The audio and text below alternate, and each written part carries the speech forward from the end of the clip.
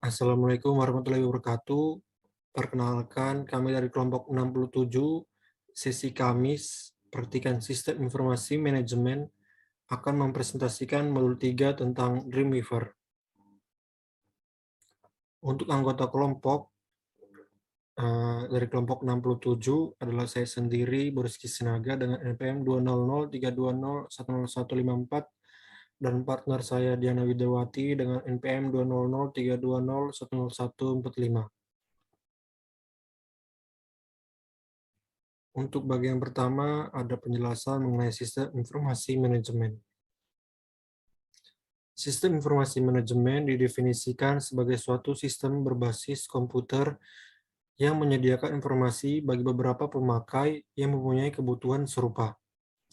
Informasi menjelaskan perusahaan atau salah satu sistem utamanya mengenai apa yang telah terjadi pada masa lalu, yang sedang terjadi sekarang, dan yang mungkin terjadi di masa depan. Informasi tersebut tersedia dalam bentuk laporan periodik, laporan khusus, dan output dari simulasi matematika. Informasi digunakan oleh pengelola ataupun staf lainnya pada saat mereka membuat keputusan untuk memecahkan masalah. Pendapatan lain menjelaskan bahwa sistem informasi manajemen merupakan kombinasi yang teratur antara people, hardware, software, communication, network, dan data resource yang mengumpulkan, mengubah, dan menyebarkan informasi dalam organisasi. Yang kedua, ada penjelasan mengenai Dreamweaver. Adapun sejarah Dreamweaver, dulunya program ini bernama Macromedia Dreamweaver dan dikelola oleh Macromedia. Versi pertamanya dirilis pada Desember 1997 dengan nama Macromedia Dreamweaver 1.0. Untuk sistem informasi makro, kemudian pada Maret 1998 muncul versi pertama untuk sistem operasi Windows, yaitu Macromedia Dreamweaver 1.2. Macromedia Dreamweaver terus berkembang sampai dengan tahun 2005 dengan versi terbarunya, yaitu Macromedia Dreamweaver 8. Kemudian Dreamweaver diambil alih oleh Adobe System, sehingga namanya berubah menjadi Adobe Dreamweaver. Pada 16 April 2007, Dreamweaver mengeluarkan versi terbarunya dengan nama Adobe Dreamweaver CS3. Dengan hadirnya HTML5, Dreamweaver kembali merilis versi terbarunya dengan nama Adobe Dreamweaver CS5.5. Sedangkan sekarang ini versi terakhir Dreamweaver adalah Dreamweaver CC yang dirilis pada 21 April 2012. Untuk pengertian Dreamweaver adalah software yang digunakan untuk mendesain web yang menawarkan cara mendesain web dengan dua langkah sekaligus dalam satu waktu, yaitu mendesain dan memprogram. Script akan mengisi secara otomatis dan langsung mengisi program pengaturan. Dreamweaver mengendalikan fitur visual editing sehingga pengguna dapat secara cepat melakukan desain dan memfungsikan halaman web yang diinginkan tanpa harus menuliskan beberapa baris kode pemrograman. Untuk kelebihan Dreamweaver, ada yang pertama, kemampuannya membuat halaman web yang terlihat konsisten. Adobe Dreamweaver sudah terinstall beberapa template yang elegan dan menarik.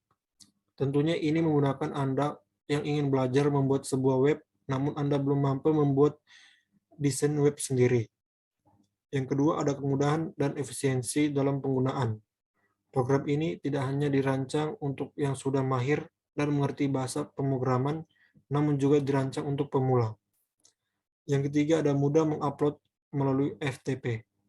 Dreamweaver sudah dilengkapi dengan fitur FTP, jadi setelah selesai membangun sebuah web, bisa langsung menguploadnya melalui FTP. Yang keempat, ada dapat di-custom. Dreamweaver dapat disesuaikan dengan kebutuhan yang Anda perlukan. Menu, tab, perintah, font, dan warna semua kode dapat disesuaikan dengan preferensi pribadi. Namun, ada pun kekurangan dari Dreamweaver, adalah harga software yang cukup mahal. Mungkin salah satu kekurangan dari Dreamweaver ini adalah segi harga.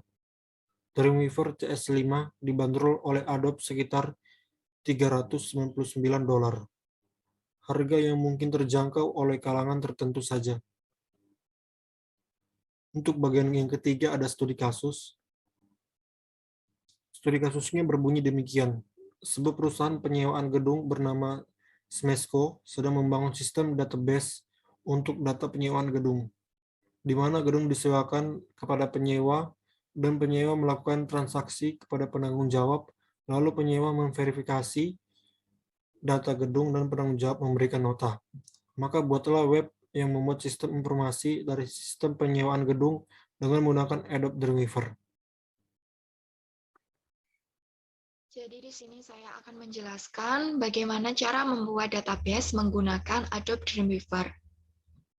Yang pertama, aktifkan Apache dan MySQL di SAM. Jadi pertama kita buka dulu SAM, lalu kita aktifkan Apache dan MySQL. Kita klik Start sampai di sini tertulis Stop seperti ini. Langkah selanjutnya adalah membuat folder dengan nama pada database yaitu penyewaan gedung di htdocs. Jadi kita buka pertama kita buka folder SAM terlebih dahulu. Lalu setelah itu kita buka folder htdocs. Nah, di dalam folder htdocs kita buat folder penyewaan gedung, lalu di dalam folder penyewaan gedung kita buat folder gambar.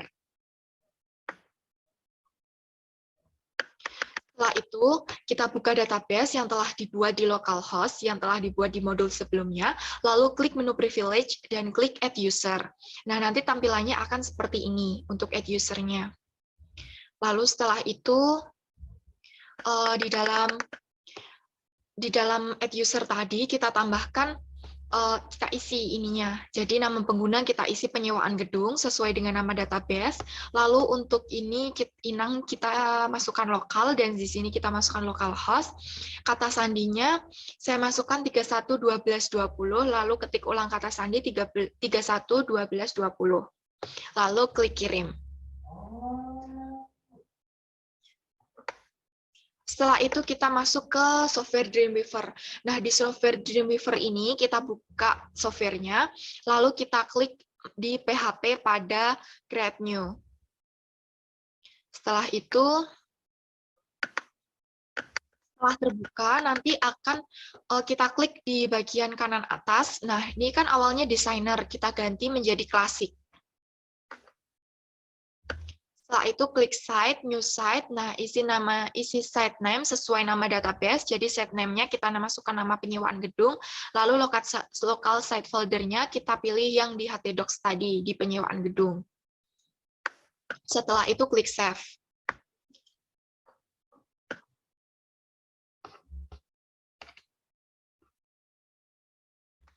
Setelah itu klik server, klik tanda plus di bagian sini, lalu server name-nya ini diisi penyewaan gedung sesuai dengan nama database, lalu connect using-nya itu lokal atau network, server foldernya itu di SAM data di htdocs di penyewaan gedung tadi, lalu web URL-nya kita masukkan http://localhost/penyewaan gedung, lalu klik save.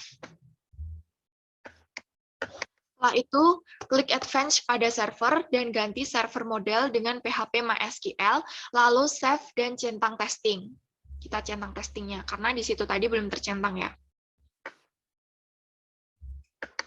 Setelah itu, klik Advanced Setting, pilih Default Image Folder dengan folder gambar. Jadi default image foldernya ini kita masukkan folder gambar yang telah dibuat tadi. Lalu setelah itu, untuk link relative to-nya dokumen, dan ini enable change dicentang, lalu save. Setelah itu, klik tanda plus pada database, dan klik MySQL connection, lalu untuk connection name-nya itu koneksi, untuk MySQL server-nya itu localhost, username-nya root, database-nya pilih yang penyewaan gedung. Lalu setelah itu klik OK.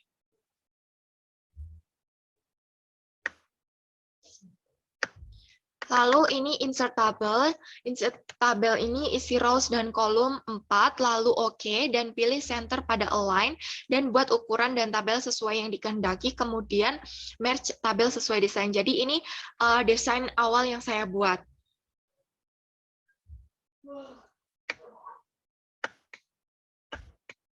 Setelah itu, buat tampilan awal dengan kalimat pembuka, dan link halaman terkait dengan cara blok teks, dan cantumkan nama link.php. Cantumkan gambar dengan membuka folder gambar, lalu drag, ini gambarnya ini di drag ya dari folder ke tabel, save as dengan nama index.php, dan save as lagi dengan nama home.php. Setelah itu, buat link halaman terkait dengan cara blok teks, lalu klik kanan kemudian make link, dan cantumkan home.php, klik OK. Lakukanlah langkah yang sama dengan halaman lain. Nah, seperti ini dimasukkan home.php, lalu OK. Klik binding, lalu positif plus atau plus, lalu records query, isi name ini dengan gedung, connection-nya koneksi, tabelnya gedung, kolomnya all, lalu klik OK. Setelah itu, kita buat halaman login dengan insert from text file, lalu isi label dengan username dan password. Jadi kita isikan label itu ada 2, kita isi dengan username dan password, lalu insert from button. From button ini untuk ini ya, untuk memasukkan username dan passwordnya nanti, lalu beri nama di setiap kolom. Lalu untuk password, tipe kolom passwordnya ini kita ganti dengan password. Setelah itu, klik insert data object, user authentication, dan login user. Untuk validating using connection-nya itu koneksi, tabelnya penanggung jawab, user kolomnya nama PJ, password kolomnya nomor KTP PJ, karena ini yang password kolom ini kita pilih yang sebagai primary key. Lalu if login sukses, go to success.php. If login files, go to gagal.php. Nah, ini merupakan tampilan dari gagal login yang ada tulisan maaf coba lagi. Jadi apabila kita salah memasukkan username atau password, kita disuruh untuk mengulang memasukkan lagi.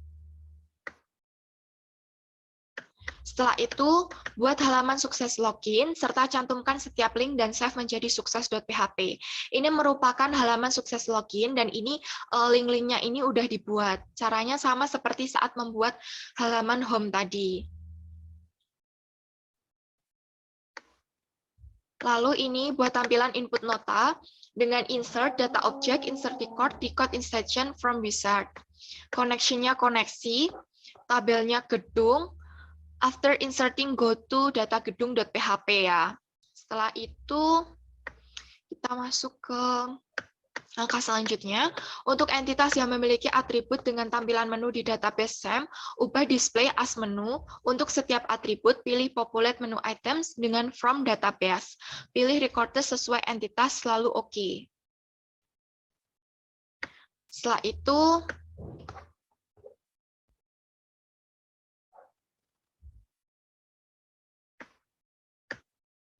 ini buat tampilan data dengan insert, data object, dynamic data, dynamic tabel. Untuk recordersnya gedung, ini tergantung entitasnya ya. Lalu show-nya ini all record, bordernya 3, lalu klik OK. Lalu save as data gedung.php. Lakukan langkah yang sama untuk entitas lain. Entitas lain kan ada penanggung jawab, penyewa, dan juga stroke. Buat tampilan logout dengan klik insert, data object, user authentication, lalu logout user. When done, go to isi dengan home.php. Seperti ini, lalu klik OK. Dan langkah yang terakhir adalah kita mengecek hasil dari tampilan website yang telah kita buat. Nah, di sini saya akan menunjukkan tampilan website yang telah saya buat menggunakan Adobe Dreamweaver. Ini merupakan tampilan dari index.php.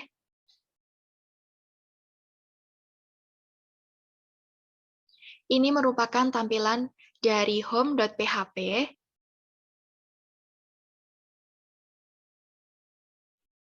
Dari login.php. Lalu saya akan mencoba memasukkan username dan password yang salah.